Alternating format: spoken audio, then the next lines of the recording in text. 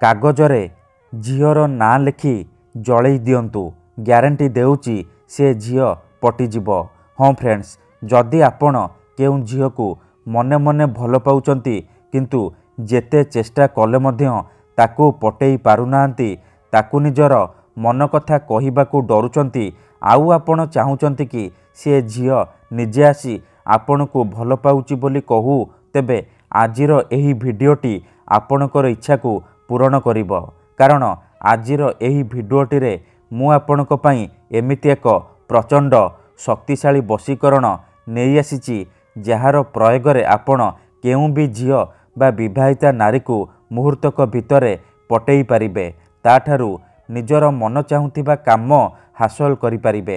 ଏହି ବଶୀକରଣ କରିବା ପାଇଁ ଆପଣଙ୍କୁ ବେଶୀ କିଛି କରିବାକୁ ପଡ଼ିବନି।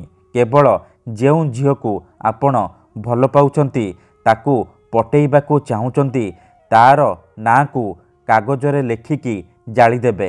ଗ୍ୟାରେଣ୍ଟି ଦେଉଛି ଯେମିତି ଆପଣ କାଗଜକୁ ଏପଟେ ଜାଳିବେ, ସେପଟେ ସେ ଝିଅ ବିଚଳିତ ହୋଇ ଉଠିବ। ରାତି ଦିନ ଆପଣଙ୍କ କଥା ଭାବିବ। ଯେପର୍ଯ୍ୟନ୍ତ ଆପଣଙ୍କୁ ଦେଖିନି, ଆପଣଙ୍କ ସହିତ କଥା ହେଇନି, ସିଏ ଗୋଟେ ମୁହୂର୍ତ୍ତ ବି ରହିପାରିବନି।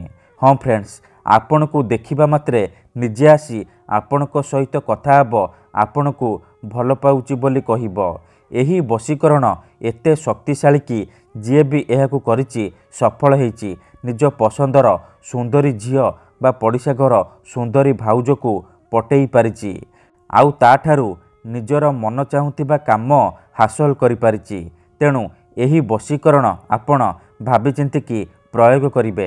ଯଦି ଆପଣ ସତରେ ସେ ଝିଅକୁ ଭଲ ପାଉଛନ୍ତି, ତେବେ ଆପଣ ଏହି ବଶୀକରଣ ପ୍ରୟୋଗ କରିବେ। କାହିଁକି ନା ଏହି ବଶୀକରଣର କୌଣସି ପ୍ରକାର କାଟ ନାହିଁ।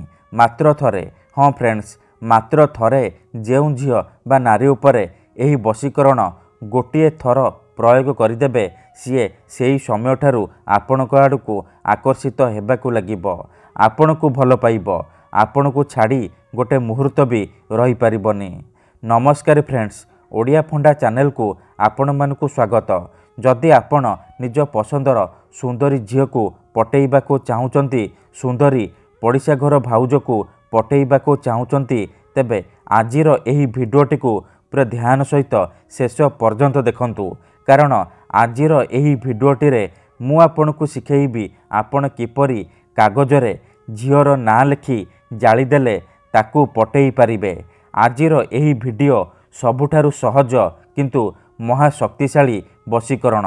ତେଣୁ ଏହି ଭିଡ଼ିଓଟିକୁ ପ୍ରଥମରୁ ଶେଷ ପର୍ଯ୍ୟନ୍ତ ପୁରା ଧ୍ୟାନ ସହିତ ଦେଖନ୍ତୁ, ପ୍ରୟୋଗ ବିଧିକୁ ଠିକ୍ ଭାବରେ ବୁଝନ୍ତୁ, ତାପରେ ଆପଣ ଏହି ବଶୀକରଣ କରିବା ପାଇଁ ଯିବେ।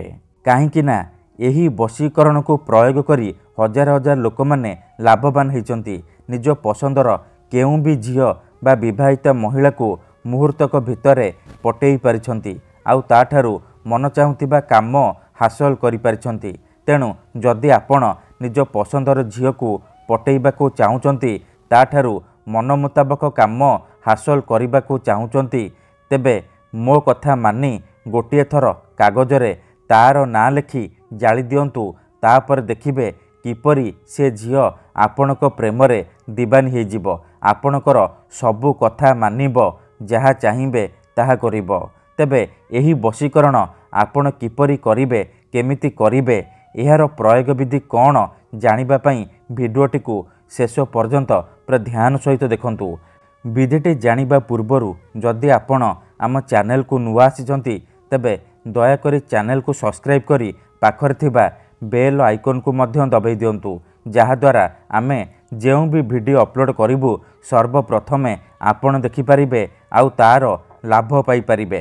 ଠିକ୍ ଅଛି, ତେବେ ଚାଲନ୍ତୁ ଜାଣିବା ଏହି ବଶୀକରଣ ଆପଣ କିପରି କରିବେ। ମନେ ରଖନ୍ତୁ, ଏହି ବଶୀକରଣ ବିଧିକୁ ଆପଣ କେବଳ ମଙ୍ଗଳବାର କିମ୍ବା ଶନିବାର ଦିନ କରିବେ। ଦିନ 3ଟାରୁ ସନ୍ଧ୍ୟା 6ଟା ମଧ୍ୟରେ ଆପଣ ଏହି ବଶୀକରଣ କରିବେ। ପ୍ରଥମେ ଆପଣ କ'ଣ କରିବେ, ଖଣ୍ଡେ ସାଧା କାଗଜ ଆଣିବେ ଆଉ କଳା ରଙ୍ଗର କଲମ ଆଣିବେ। ତାପରେ କୌଣସି ଏକ ଜାଗାରେ ଚୁପଚାପ ବସି ପଡ଼ିବେ, ଯେଉଁଠାରେ ଆପଣଙ୍କୁ କେହି ଦେଖିବେନି କିମ୍ବା ଡାକିବେନି। ତାପରେ କାଗଜରେ ଆପଣ ଓମ୍ କ୍ଲିଂ କ୍ଲିଂ ଏହି ଶବ୍ଦ ଲେଖିବେ। ତା ତଳେ ସେଇ ଝିଅର ନାମ ଲେଖିବେ ଯାହାକୁ ଆପଣ ପଟେଇବାକୁ ଚାହୁଁଛନ୍ତି। ତା ପାଖରେ ପ୍ଲସ୍ ଚିହ୍ନ କରିବେ ଆଉ ତା ପାଖରେ ନିଜର ନାମ ଲେଖିବେ। ଏତିକି ଲେଖିସାରିବା ପରେ ସେ କାଗଜକୁ ନେଇକି କୌଣସି ଏକ ବରଗଛ କିମ୍ବା ଓସ୍ତ ଗଛ ପାଖକୁ ଯିବେ। ଧ୍ୟାନ ରଖିବେ ଯେମିତି ସେଠି ଆପଣଙ୍କ ଛଡ଼ା ଆଉ କେହି ନଥିବେ, ଯେମିତି ଆପଣଙ୍କୁ କେହି ଦେଖିବେନି କିମ୍ବା ଡାକିବେନି। ତାପରେ ଯେଉଁ ଝିଅ ବା ମହିଳାକୁ ଆପଣ ବଶରେ କରିବାକୁ ଚାହୁଁଛନ୍ତି ତାକୁ ମନେ ମନେ ଭାବିବେ, ତାର ନାମ 7 ଥର କହିବେ।